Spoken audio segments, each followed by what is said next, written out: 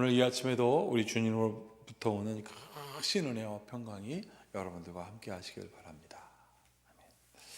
오늘 너희는 나를 누구라고 하느냐라고 하는 예수님의 질문을 그대로 옮겨서 오늘 설교 제목으로 함께 나누고자 합니다. 여러분, 오늘 예수님께서 제자들에게 너희는 나를 누구라고 하느냐라고 질문하십니다. 제가 요즘 마가복음을 계속 묵상하며 그때 사람들은 예수님을 어떻게 보았을까라는 생각을 많이 합니다. 예수님이 가는 곳곳마다 많은 무리들이 쫓아다녔거든요. 예수님이 그들과 좀 멀리 떨어졌을 때 이들은 멀리 또 예수님보다 더 먼저 가서 거기서 기다렸습니다. 예수님께서 제자들에게 좀 쉬라고 할 때도 사람들은 그렇게 했습니다. 그렇게 예수님을 막 따라다녔습니다. 막 먹는 것도 뒷전으로 막 모였었던 거죠. 그래서 제자들이 막 사람들을 걱정하기 시작합니다. 예수님, 저 사람들이 먹을 것이 없는데 이대로 집으로 돌려보내다가 가다가 쓰러질 수도 있으니 먹을 어떻게 할까요? 예수님께서 그 걱정에 대하여 오히려 반문하시죠. 질문하십니다. 오늘 너희는 나를 누구라고 하느냐처럼 예수님께서 제자들에게 질문하십니다. 저들에게 먹여라. 어떻게 했으면 좋겠는지 너희들이 준비해라 라고 제자들에게 말씀하십니다. 그러니 제자들이 전하죠. 성인이 8개월은 일해야 얻을 수 있는 돈이 필요한데 어떻게 먹을 수 있나이까? 그때 예수님께서 너희들이 갖고 있는 것이 무엇이냐라고 질문하시죠. 그들이 말합니다. 보리떡 5개와 물고기 2마리입니다. 그걸로 예수님께서 기도하시고 나누어 주니 12광주리가 남았습니다. 이 일은 한 번만 그런 것이 아닙니다. 사랑하는 여러분, 5,000명이 먹고도 남는 기적이 있었고 또 7,000명이 먹은 격도 있습니다. 예수님께서 말씀하셨습니다. 너희는 왜 그것을 기억하지 못하느냐? 내가 누구냐? 라는 질문에 대하여 예수님께 제자들은 말합니다. 선지자요? 다시 살아난 세례 요한이요? 엘리야입니다. 여러분, 우리가 제자들에게 예수님께서 질문한 내용이 무엇인지 오늘 이 말씀을 통하여 잘 새겨야 할 것입니다. 오늘도 27절에 보면 예수와 제자들이 빌립보 가이사라 여러 마을로 나가실새 길에서 제자들에게 물어보셨다 그랬습니다. 여러 마을, 많은 사람들을 만났습니다. 그 사람들을 만나고 제자들아, 그 사람들이 나를 누구라고 그러냐? 그 사람들은 그랬더니 제자들이 선지자라고 말하죠. 엘리야라고 말하죠. 죽었다 다시 살아난 세례 요한이 아닐까 합니다. 그러자 예수님께서 너희는 나를 누구라고 하느냐라고 질문했을 때 베드로가 말합니다. 29절 보세요. 너희는 나를 누구라고 하느냐? 베드로가 대답하여 이르시되 주는 그리스도시니이다. 당신은 구별된 자입니다. 우리가 알고 있는 그 구별되신 메시아입니다 라고 하였습니다. 이게 예수님의 질문에 대한 답이었고 그렇게 아는 것이 그들의 정체성입니다. 자, 예수님은 그리스도이십니다. 구별되신 메시아입니다. 그것을 고백하고 따르는 이 사람은 누구냐고요. 나는 누구인지 분명해 주는 거죠. 예수님의 정말 제자라면 그리스도이신 그분이 구원하실 때 그 구원의 길을 따르는 사람들이 됩니다. 정체성이라는 것은 무엇이냐면요, 여러분, 자기의 삶에 대한 정체성이 분명하면 남과의 관계가 분명해집니다. 남편이 남편으로서의 정체성이 분명해지지 않으니까 가정을 회피하고 다른 여자를 선택하고 막 그렇게 되는 거거든요.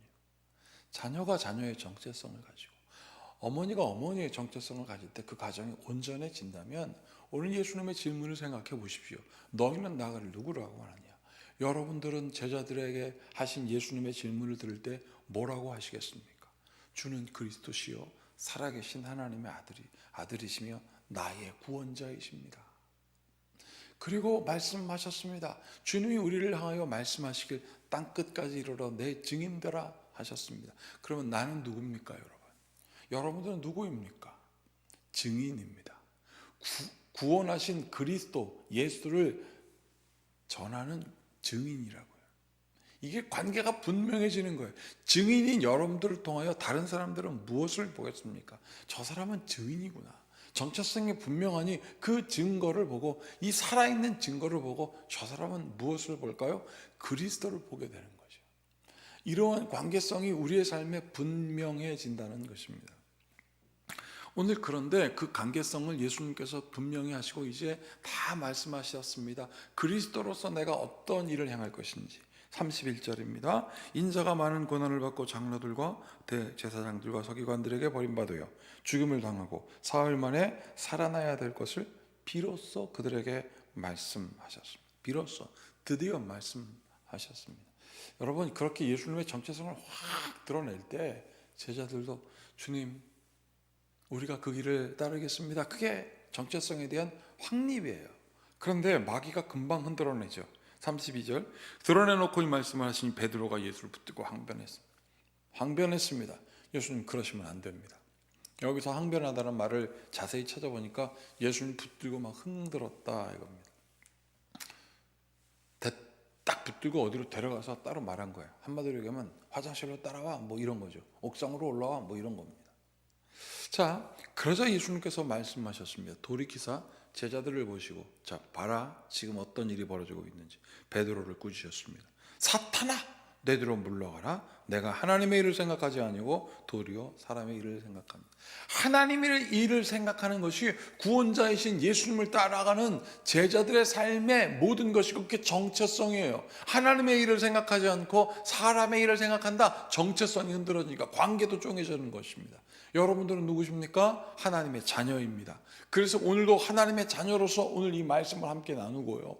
오늘도 하나님께서 부르신 성도이기 때문에 여러분들이 기도하는 거고요. 오늘도 여러분들이 주님께 나와 두 손 모아 예수님의 이름으로 기도하는 이유, 하나님의 자녀이며 하나님 부르신 성도이며 예수 그리스도의 증인이기 때문입니다.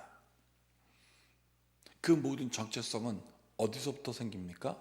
예수님이 누군지 아는 것에서부터. 예수님은 그리스도십니다. 예수님은 하나님의 아들이시요 성자 하나님이십니다. 그분은 하나님이십니다. 삼위일체 중에 한 분이시면 우리가 믿음으로 고백할 때 우리도 정체성이 분명해지는 거죠. 그래서 예수님께서 말씀하셨습니다. 34절, 누구든지 나를 따라오려거든 자기를 부인하고 자기 십자가를 지고 나를 따를 것이니라. 예수님이 자기를 부인하신 거 아니에요? 예수님께서 성자 하나님의 모습을 버리시고 부인하고 이 땅에 오셔서 죄인의 몸을 입으시고 죄를 대신 지는 게 그게 부인한 겁니다. 그 예수님의 그 모든 것을 따르는 우리라면 어떻게 해야 되겠습니까? 누구든지 나를 따를 것이다 라고 말씀하셨습니다. 예수님이 그렇게 하셨으니 제자인 나도 그렇게 해야 되는 게 맞는 거죠. 35절, 누구든지 자기 목숨을 구원하고자 하면 잃을 것이요 누구든지 나와 복음을 위하여 자기 목숨을 잃으면 구원하리라. 이것이 바로 우리의 정체성입니다. 예수님을 위하여, 예수님의 그 말씀하신 복음을 위하여 누군가를 구원해내는 사명을 깨닫는 것. 그래서 36절이 이렇게 되어 있죠. 사람이 만일 온천을 얻고도 자기 목숨을 잃으면 무엇이 유익하리요? 내가 누구인지 분명히 알아야 된다는 거죠. 예수님께서는 너의 이익을 위해서 날 따르지 말라라고 한 거예요. 내가 너의 유익을 책임지겠다. 너의 유익이 무엇이냐? 구원이거든요. 예수님께서 그 구원을 내가 책임질 테니 너는 따라와라. 그러면 어떻게 됩니까? 당신은 구원자이십니다. 나는 당신을 팔로우업하는 제자입니다. 그럼 구원이 확보되는 거예요. 정체성이 흔들리면 무엇을 해야 될지 모르게 됩니다. 그러니 37절 38절에 이해되죠? 사람이 무엇을 주고도 자기 목숨을 바꾸겠느냐? 누구든지 음란하고 죄받은 세대에서 나와 내 말을 부끄럽게 여기면, 분명히 모르면, 예수님을 모르고 자기 정체성을 모르면 인자도 아버지의 영광으로 거룩한 천사들과 함께 올 때 그를 부끄러워하리라. 네가 나를 부끄러워하니 나도 부끄러워할 수밖에.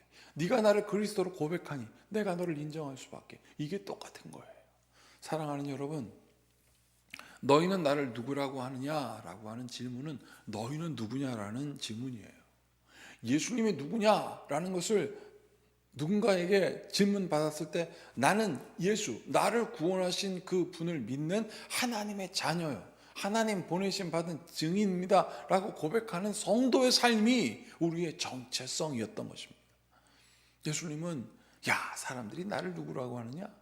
너 제대로 맞췄어, 박수.